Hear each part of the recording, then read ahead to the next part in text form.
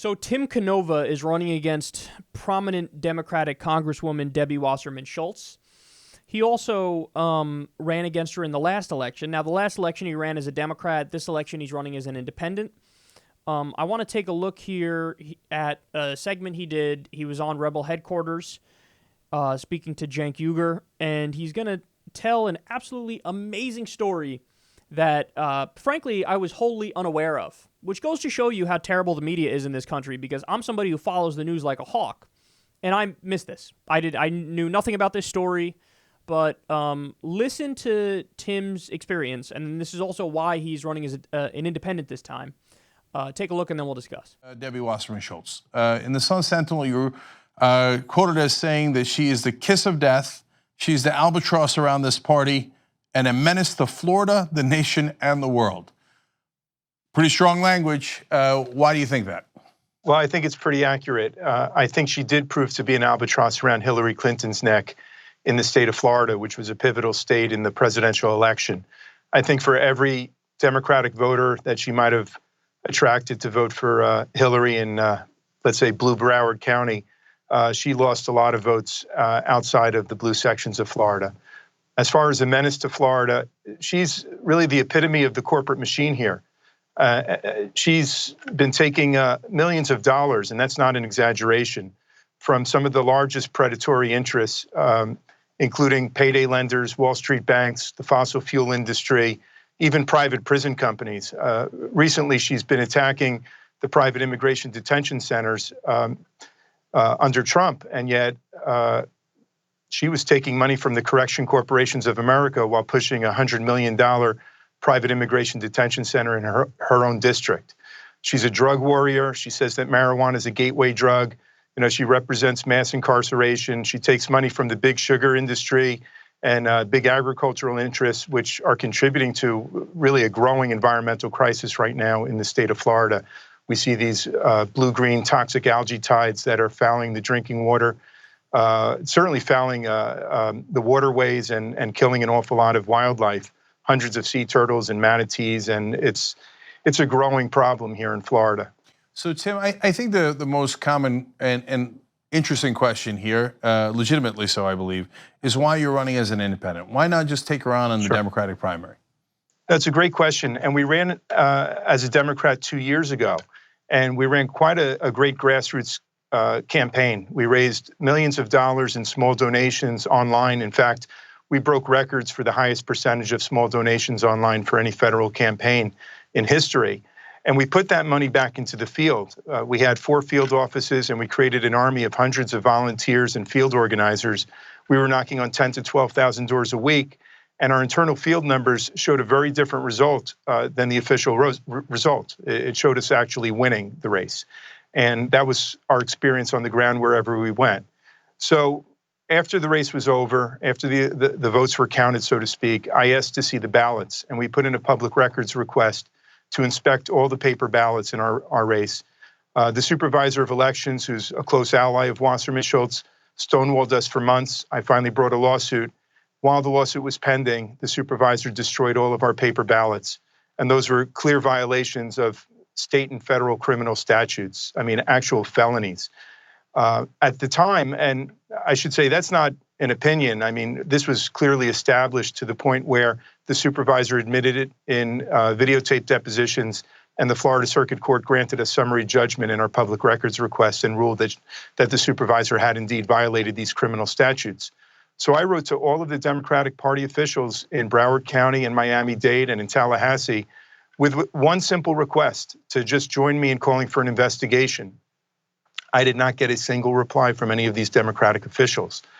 So here I am looking at the silence that comes from the party officials, comparing it to this new generation, millennials and younger, who were anything but silent in the aftermath of the Parkland shootings.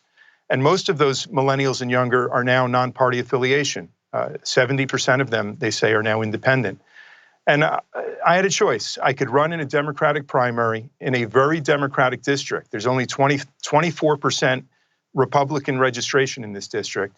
And when you run in a Democratic primary, as I found out the last time, you're basically marginalized by the party. They protect the incumbent. They shower her with a lot of corporate media attention and a lot of corporate money. They allow her to dodge debates, and they just throw up roadblocks everywhere. And then the final straw was they don't even seem to care when paper ballots are destroyed.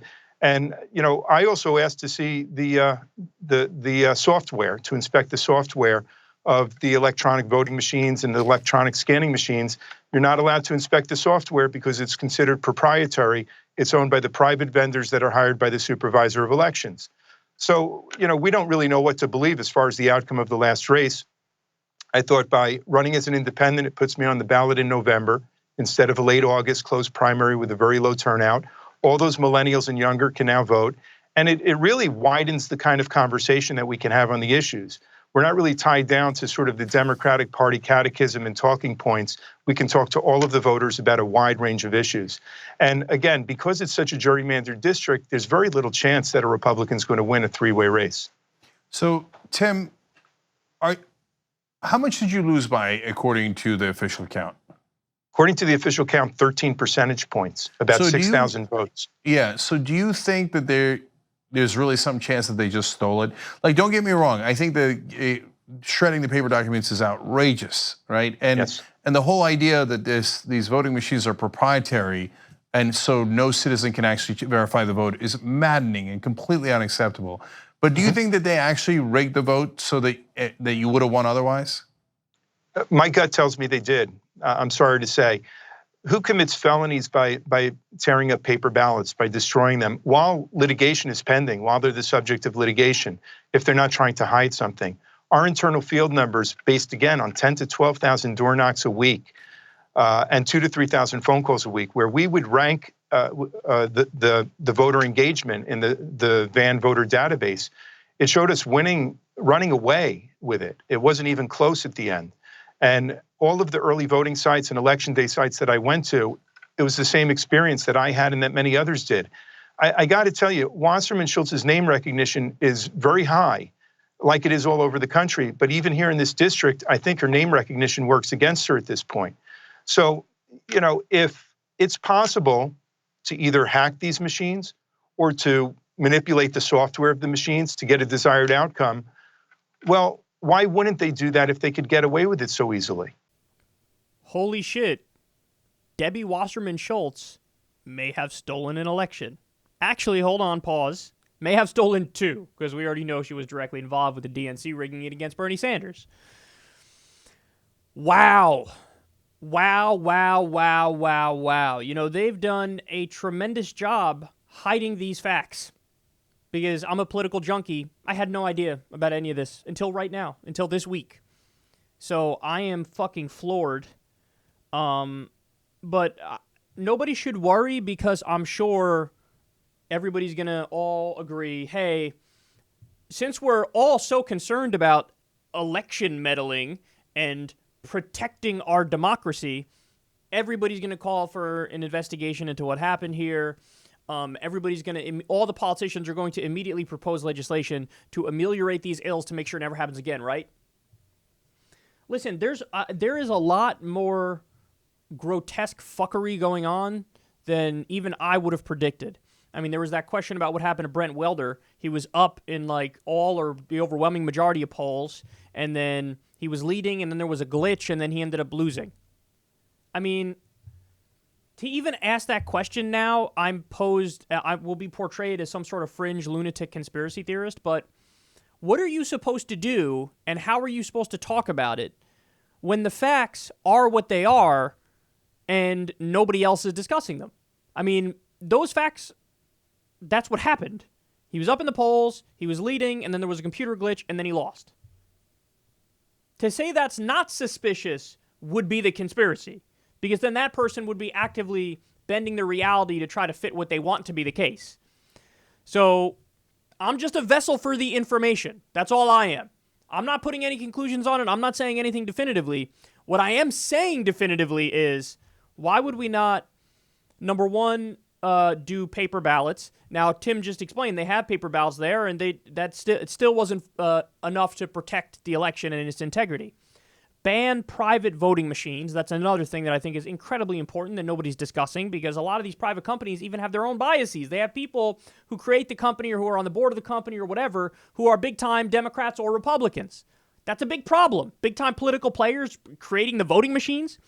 And then, there are other ideas you can do too. Some sort of independent election oversight that goes on that's not, happening within the party machine that could bias an election or rig an election in favor of candidates that are the entrenched candidates.